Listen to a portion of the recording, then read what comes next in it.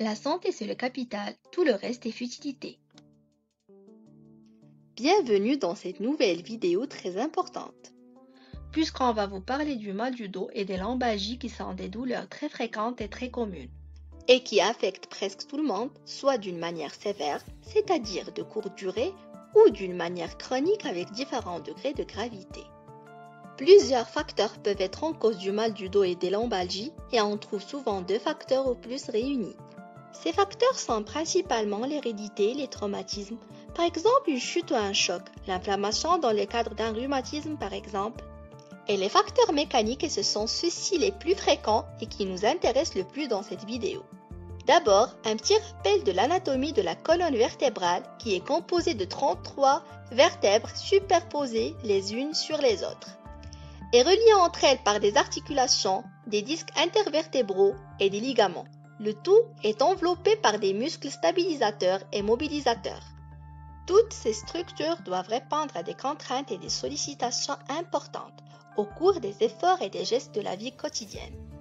Et dans ce cas, on parle surtout du port des charges lourdes, et c'est relatif selon les individus, on va y revenir, et la position penchée ou souvent les deux associés en même temps.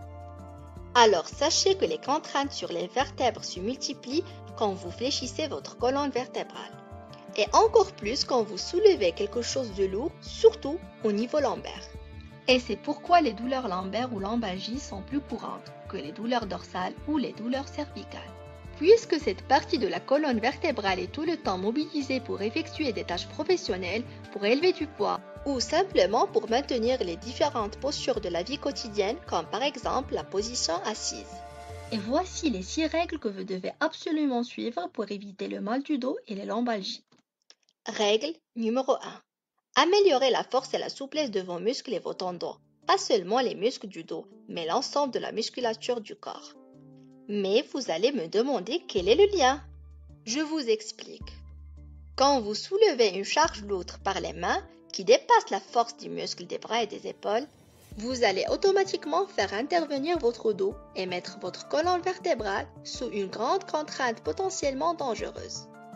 De même que pour les mouvements qui étirent les muscles, dès que leur limite de souplesse est dépassée, la contrainte se déplace vers les différentes structures de la colonne vertébrale, ce qui peut causer des lésions. Et quand ces efforts et ces mouvements se répètent fréquemment, le mal du dos ou les lombalgies devient chronique.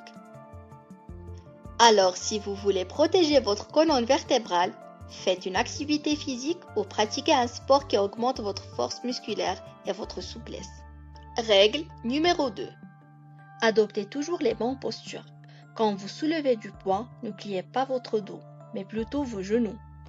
Et gardez le poids à soulever le plus près possible de votre corps, ou mieux encore collé à lui, alors que la colonne vertébrale doit rester absolument droite. Règle numéro 3. Gardez un poids corporel dans les normes. C'est tout à fait évident puisque le surpoids met une plus grande pression sur les vertèbres et rend les mouvements plus difficiles à effectuer. Pour cela, vous pouvez calculer votre index de masse corporelle, IMC, selon la formule masse corporelle en kilogrammes divisé par la taille en mètres carrés. La valeur d'un IMC normal est en général entre 20 et 30, mais cela varie légèrement selon l'âge et le sexe. Règle numéro 4. Suivez un régime alimentaire sain et évitez la déshydratation. Votre ration alimentaire doit contenir assez de protéines. Cela va permettre d'avoir une masse musculaire suffisante et donc pouvoir réaliser la règle numéro 1.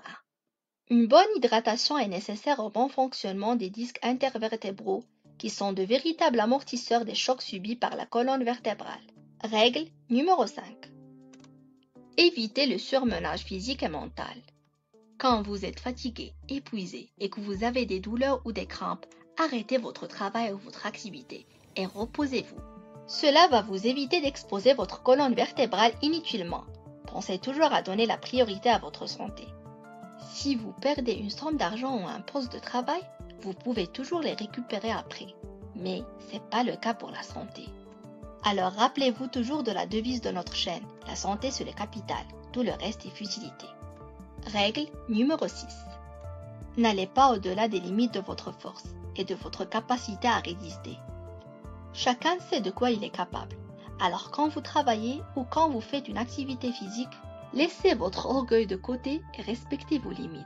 Ne défiez pas votre corps. Par exemple, si vous savez que le poids maximal que vous pouvez soulever est de 20 kg, alors ne soulevez pas du jour au lendemain un poids de 40 kg.